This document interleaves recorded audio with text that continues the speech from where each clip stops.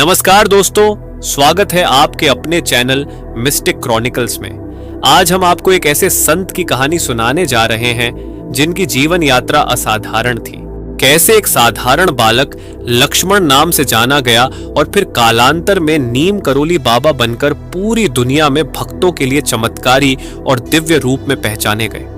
आज हम नीम करोली बाबा के जीवन के उन अनछुए पहलुओं पर चर्चा करेंगे जिन्होंने उन्हें एक साधारण व्यक्ति से एक चमत्कारी संत बना दिया। तो चलिए दोस्तों, बाबा की इस प्रेरणादायक यात्रा को शुरू करते हैं। नीम करोली बाबा का जन्म 1900 के आसपास उत्तर प्रदेश के अकबरपुर गांव में हुआ था। उनके माता पिता ने उनका नाम लक्ष्मण दास रखा। बचपन से ही लक्ष्मण का स्वभाव अन्य बच्चों से अलग था। जहां दूसरे बच्चे खेलकूद में मग्न रहते, वहीं लक्ष्मण का मन हमेशा शांति और ध्यान की ओर आकर्षित रहता था। लक्ष्मण के माता पिता ने जल्दी ही महसूस किया कि उनका बेटा साधारण नहीं है।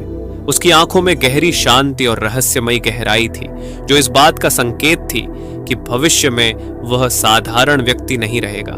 बाल्यकाल से ही लक्ष्मण का रुझान आध्यात्मिकता की ओर था और कई बार उसने छोटी उम्र में ही लोगों को अपने विशेष व्यक्तित्व से प्रभावित किया। किशोर अवस्था में आते आते लक्ष्मण का ध्यान सांसारिक जीवन से पूरी तरह हटने लगा।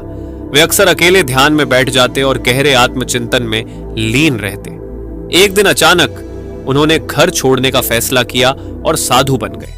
लक्ष्मण ने अपनी युवावस्था में कई महान संतों और गुरुओं के पास जाकर ज्ञान प्राप्त किया।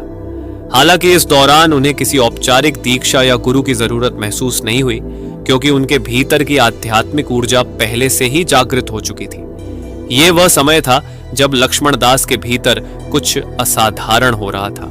वे दिन रात ध्यान और साधना में लीन रहते थे और यहीं से उनकी आंतरिक शक्ति धीरे धीरे जागृत होने लगी, जिससे वे जल्द ही एक महान संत के रूप में पहचान बनाने लगे। नीम करोली बाबा के जीवन में एक महत्वपूर्ण मोड़ तब आया जब उन्हें भगवान हनुमान के दिव्य दर्शन हुए। एक दिन वे गहरे ध्यान में थे और तभी भगवान हनुमान ने उन्हें अपने दिव्य रूप में दर्शन दिए। हनुमान जी ने बाबा से कहा, तुम मेरे परम भक्त हो, अब तुम्हारा जीवन मानवता की सेवा के लिए समर्पित होगा। तुम्हारी भक्ति और तपस्या ने मुझे यहां खींचा है। हनुमान जी के इन वचनों ने बाबा के जीवन को पूरी तरह बदल दिया। बाबा को अब समझ में आ गया था कि उनकी साधना और भक्ति का असली उद्देश्य मानवता की सेवा करना है। उसी दिन से बाबा ने हनुमान जी की अनन्य भक्ति को अपनाया और उनका जीवन एक साधारण साधु से चमत्कारी संत का बन गया। यह घटना उनकी आध्यात्मिक यात्रा का निर्णायक क्षण थी, जिसने उन्हें एक संत के रूप में स्थापित किया और उनके चमत्कारिक जीवन की शुरुआत की। उनका असली नाम लक्ष्मण दास था, लेकिन उन्हें नीम करोली बाबा के नाम से पहचाना जाने लगा। इसके पीछे भी एक चमत्कारी घटना जुड़ी है। एक बार बाबा नीम करोली गांव के पास बैठे थे, जहां स्थानीय लोगों ने उन्हें देखा और उनके चमत्कारों से प्रभावित हुए। कहा जाता है कि बाबा ने एक गांव के किसान को उसकी फसल के नुकसान से बचाया। बाबा ने केवल एक शब्द कहा और उसके बाद से उस क्षेत्र में अनगिनत चमत्कार होने लगे। लोग उन्हें नीम करोली कहकर पुकारने लगे, क्योंकि उन्होंने यह चमत्कार नीम करोली गांव में दिखाया था। और इस प्रकार लक्ष्मण दास नीम करोली बाबा के नाम से प्रसिद्ध हो गए। नीम करोली बाबा के जीवन में एक घटना बेहद प्रसिद्ध है, जिसने उनकी दिव्यता और शक्ति को सबके सामने उजागर किया। एक बार बाबा ट्रेन में बिना टिकट यात्रा कर रहे थे। जब ट्रेन के टीसी ने उनसे टिकट मांगा तो बाबा के पास कोई टिकट नहीं था। टीसी ने बाबा को अगले स्टेशन पर ट्रेन से उतार दिया, लेकिन जैसे ही बाबा ट्रेन से उतरे, ट्रेन अचानक रुक गई और कई प्रयासों के बाद भी आगे नहीं बढ़ी। ये देखकर सब लोग हैरान हो गए। ट्रेन के अधिकारियों ने बाबा से माफी मांगते हुए उनसे वापस ट्रेन में बैठने का अनुरोध किया। बाबा जैसे ही ट्रेन में बैठे, ट्रेन फिर से चल पड़ी। इस घटना ने बाबा के चमत्कारी स्वरूप को और भी सशक्त किया और उनके भक्तों की संख्या दिन प्रतिदिन बढ़ने लगी। नीम करोली बाबा का मानना था कि सच्ची भक्ति का अर्थ केवल भगवान की पूजा नहीं है। उनके अनुसार हनुमान जी की भक्ति का मतलब केवल मंदिरों में पूजा करना नहीं था, बल्कि जरूरतमंदों की मदद करना, भूखों को भोजन देना और दुखियों का सहारा बनना सच्ची भक्ति है।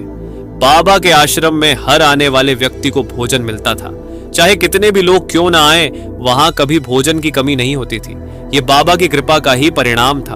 उन्होंने कई जगहों पर आश्रम बनवाए जहां भक्तों के लिए हर समय सेवा और भक्ति का वातावरण बना रहता था। नीम करोली बाबा की दिव्यता ने केवल भारत ही नहीं बल्कि दुनिया के बड़े बड़े लोगों को प्रभावित किया। एप्पल के संस्थापक स्टीव जॉब्स की कहानी बेहद खास है। स्टीव जॉब्स भारत की यात्रा पर आए थे जहां वे नीम करोली बाबा के दर्शन के लिए पहुंचे। हालांकि बाबा ने उस समय महासमाधि ले ली थी, लेकिन उनके आश्रम में बिताए समय ने स्टीव जॉब्स के जीवन पर गहरा प्रभाव डाला। स्टीव ने कहा था कि उनकी इस यात्रा ने उन्हें जीवन के बारे में एक नया दृष्टिकोण दिया, जो बाद में एप्पल जैसी क्रांतिकारी कंपनी की स्थापना में सहायक बना।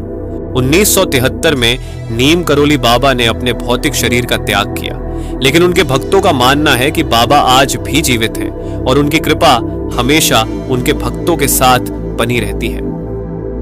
कई भक्तों ने बाबा की समाधि पर प्रार्थना करने के बाद अपने जीवन में अद्भुत चमत्कारों का अनुभव किया है। चाहे वह कोई बीमारी हो या आर्थिक संकट, बाबा के आशीर्वाद से हर समस्या का समाधान मिलता है। यह बाबा की भक्ति और शक्ति का प्रमाण है कि उनकी मृत्यु के बाद भी उनके चमत्कार जारी हैं और उनके भक्तों का विश्वास अटूट बना हुआ है। नीम करोली बाबा का जीवन हमें यह सिखाता है कि सच्ची भक्ति केवल भगवान की पूजा तक सीमित नहीं है। मानवता की सेवा और दूसरों की मदद करना ही सच्ची भक्ति है। बाबा के चमत्कारी जीवन ने अनगिनत लोगों के जीवन में बदलाव लाया और उनकी कृपा आज भी उनके भक्तों के साथ है। अगर आपको यह कहानी प्रेरणादायक लगी हो तो हमारे चैनल मिस्टिक क्रॉनिकल्स को सब्सक्राइब करें, वीडियो को लाइक और शेयर करें ताकि बाबा की यह दिव्य कहानी और भी लोगों तक पहुंच सके।